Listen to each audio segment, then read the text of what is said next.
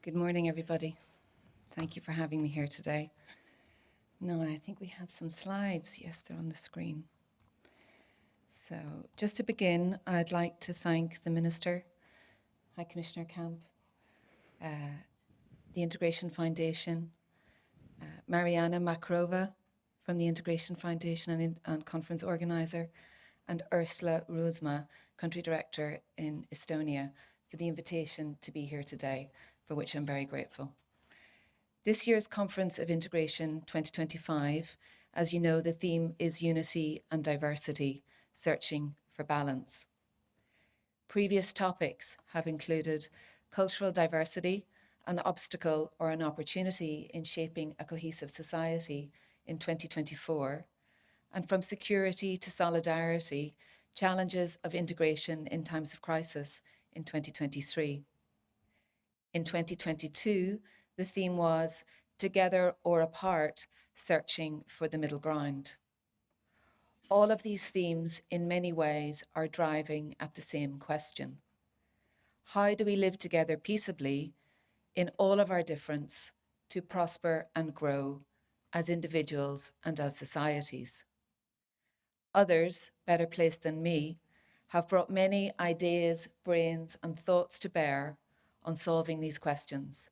And I promise, if I knew the answer to these issues, I would share that with you today. However, the difficulty in finding answers to these questions doesn't mean we shouldn't try. And it is important, if not imperative, to find solutions to these questions and also to aim for a more unified and diverse society. So in my topic, Bridging Borders, Fostering Impact and Connection through Cultural Collaboration, a British Council perspective, I hope to show that conferences such as this and organisations such as the British Council are key entities in bringing people together to reflect on these questions, and that by working together and in partnership with others, to action ideas and strategies that will help people come together to trust and understand one another, we can help create a more unified, diverse, and prosperous society. In the British Council and in British Council Ireland, we work to bring people together so that they might know each other better.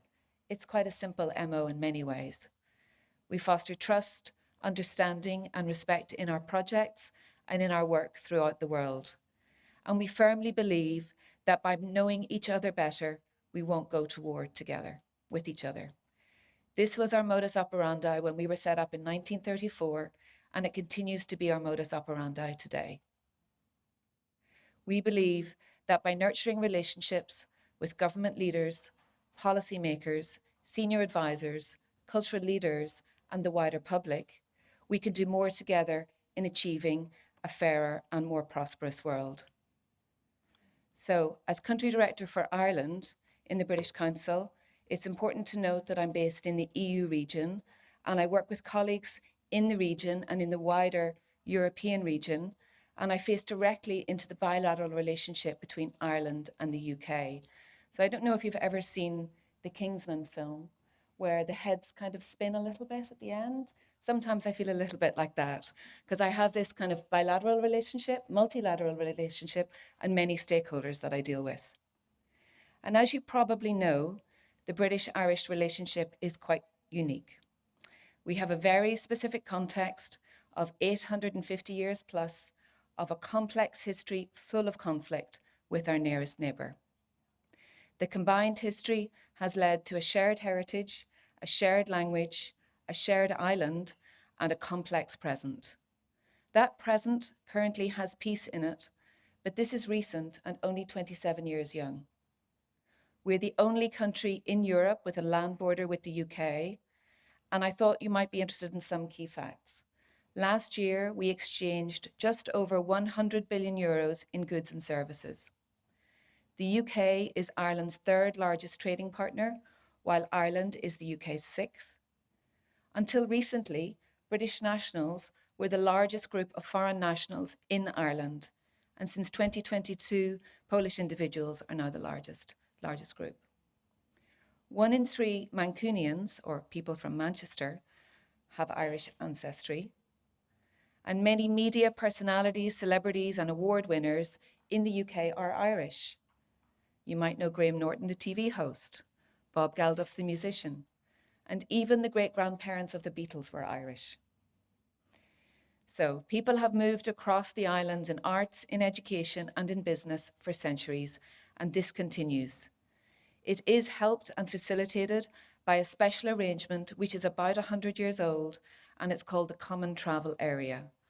This ensures we have free movement of goods and people across the borders and across the two islands, and each nation and individual is treated as a home nation in the other country. In higher education, this is particularly relevant because young Irish people are treated the same as young UK students, and they don't pay international fees and they don't need visas. This has meant that the number of young people going to study in the UK is increasing year on year, and in the last 12 months, undergraduate applications for study to the UK from Ireland has jumped by 14.6% and is now just under 6,000. Ireland, year on year, is now the largest EU sending country to undergraduate education in the UK. This doesn't mean that the relationship is good, either geopolitically or in society. The far right is rising, and it also means that they move easily across the islands also. Political and civil service machines have also seen some of the darkest and lowest points in history since the conflict on the islands known as the Troubles. The work of the British Council in Ireland is set within this context. And like elsewhere, when the UK left the EU, the break in the relationship was felt strongly, potentially even more strongly in Ireland, with such a deeply entwined past, a complex and intertwined present, and a culturally familiar and similarly structured society based on bonds of family, friendship, and intermixing. The conscious uncoupling of Brexit led to a fractured relationship across all parts of society, which was impacted even further by COVID. And we saw many factors in society and aspects in society, including young people falling away from each other and turning towards other countries and other nations. But with peace so fragile on the islands, that becomes a really stark strategic imperative. And it is important to develop the bilateral relationship and not just take proximity and familiarity with each other for granted. This is because we need to ensure peace and prosperity for future generations and also maximize opportunities for all the individuals today as well as into the future. So we had much to do. The columns on the screen are just a snapshot of pages on our website of some of our activities in the last 12 months. You can see here examples of work in arts and culture, higher education, and non-formal education. And without kind of going into too many details, there are delegations here from Universities UK Ireland, which are celebrating the reconnection with Horizon Europe for the UK and bringing vice presidents and directors of research together with others in Ireland. There's also celebration of alumni. Many individuals, as I mentioned, go to higher education in the UK, and now we celebrate that connection when they come back home. We send arts and delegations to the UK and also welcome them in country.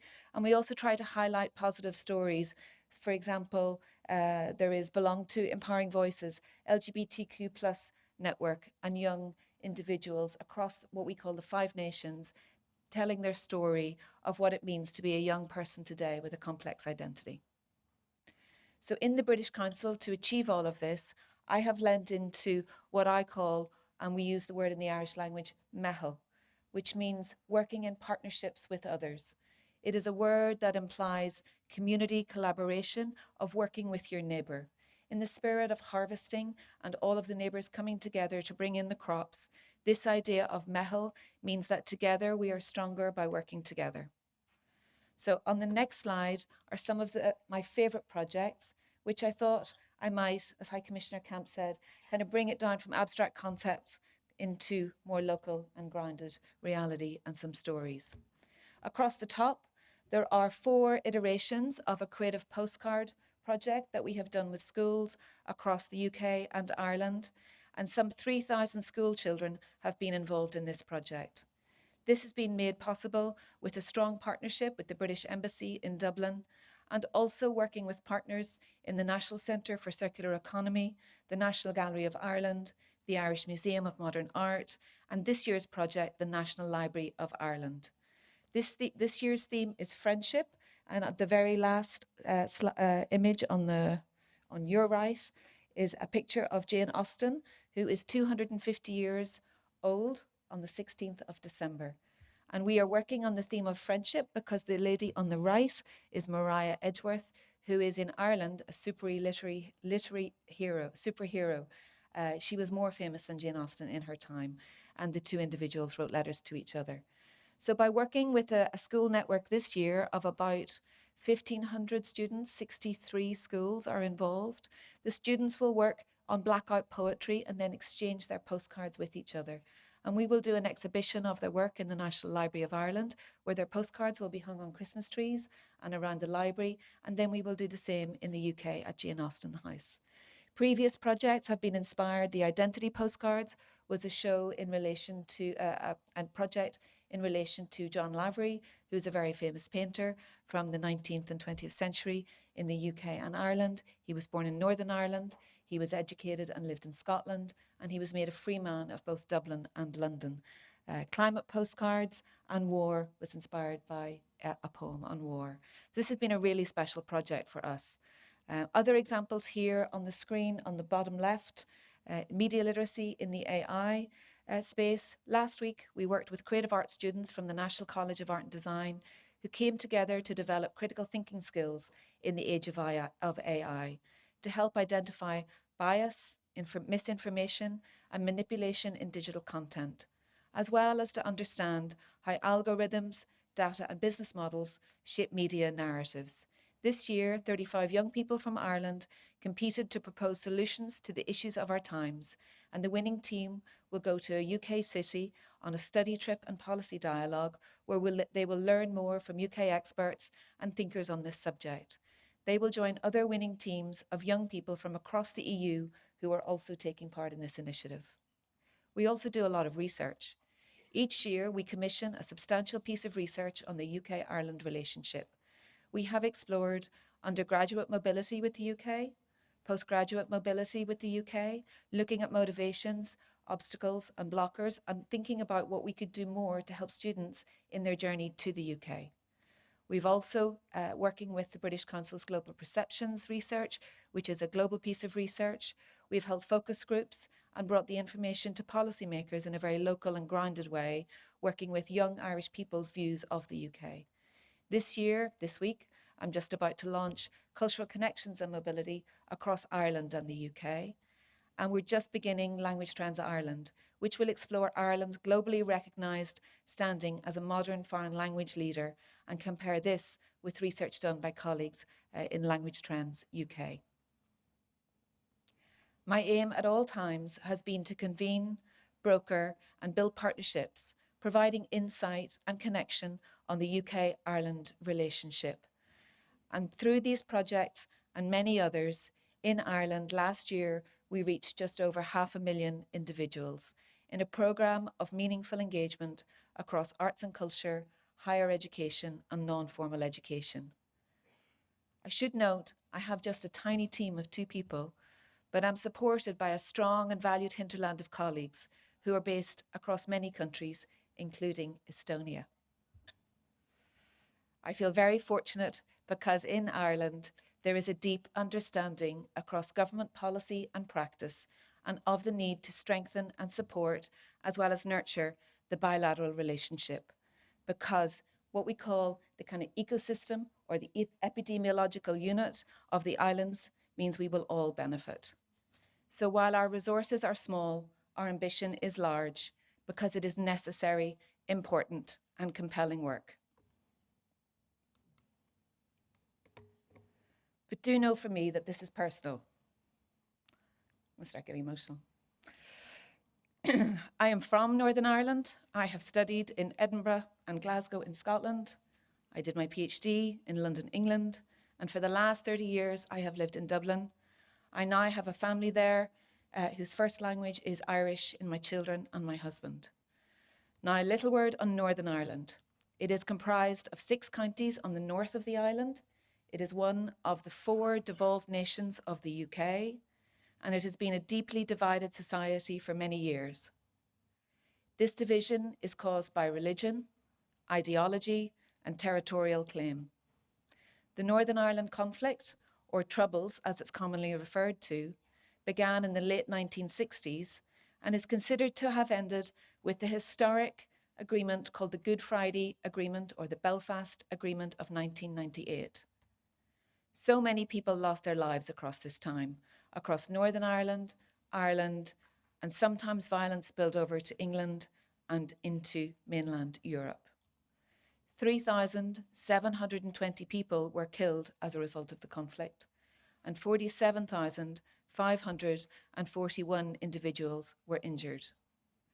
Over half of all deaths, 54%, were civilians, and 41% of those deaths were people under the age of 25. For over 20 years, a church in Dublin has read out the names of those who were killed, and they read them every Easter weekend in a ceremony that takes 3 hours. I was born in Northern Ireland just a year or 2 after the Troubles began, and thought nothing of having British soldiers in my garden or being stopped at checkpoints on my way to school. I would have said that I wasn't affected by the Troubles, but only recently, when I visited my godmother and first cousins in New Zealand, who were chased out of Northern Ireland in the 70s, did I realise how much I also had lost.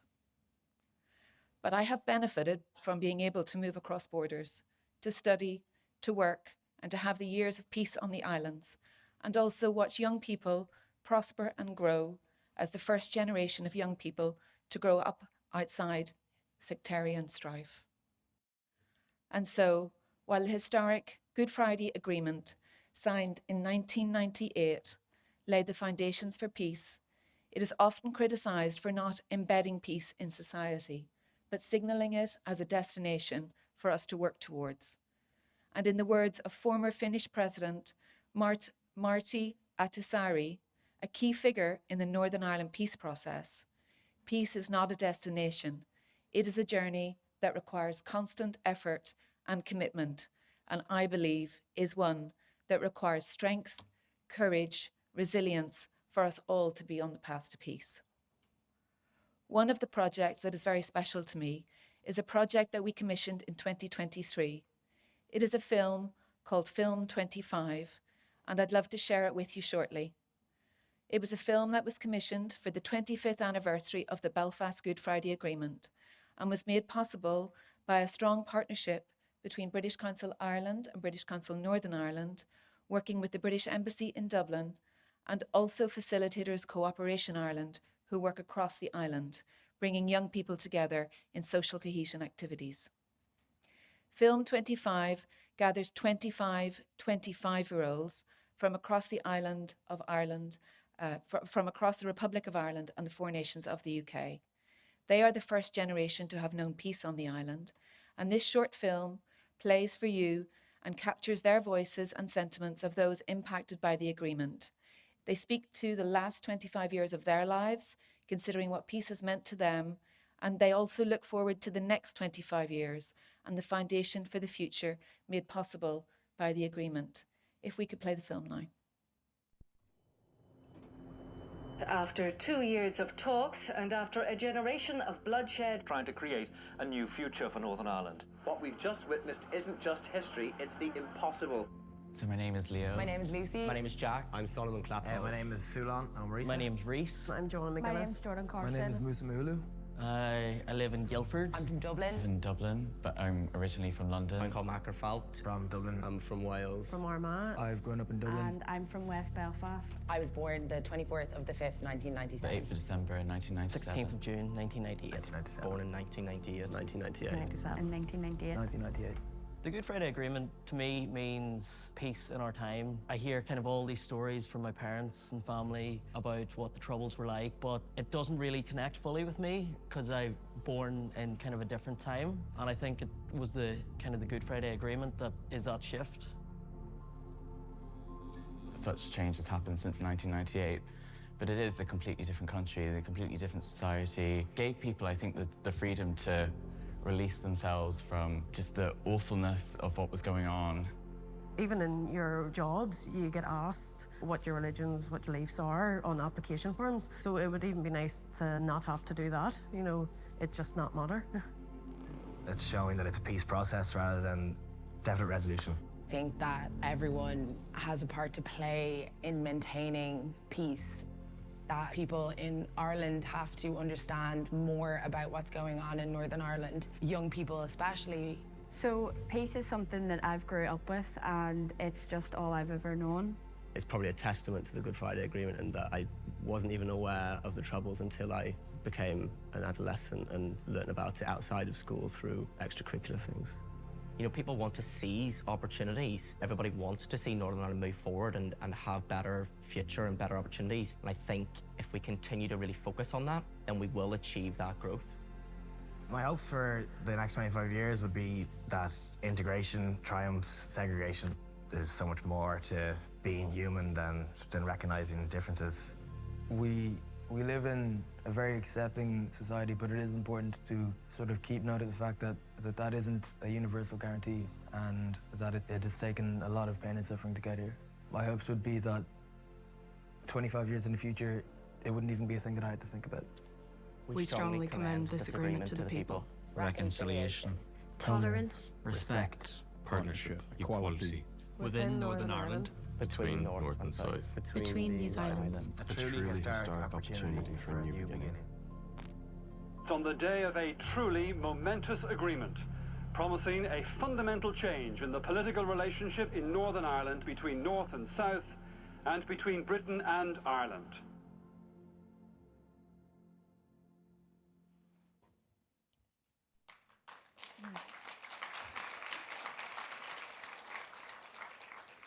Thank you. There is a link in the slides, which I'm sure will probably be shared with you later if you want to look at it again. I'm conscious the light and sound may not have been able to work well for it. But now I'd like to turn my attention towards a new project, and one which we're just embarking on. It's a project called Connect. This has a contract value of 2.08 million, and it will run for the next 4 years.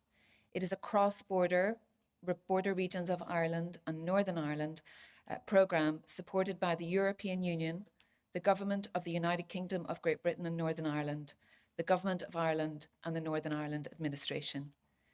It has come about due to a strong partnership and collaboration between the British Council, EU and UK regions, and also the Ireland and Northern Ireland British Council offices.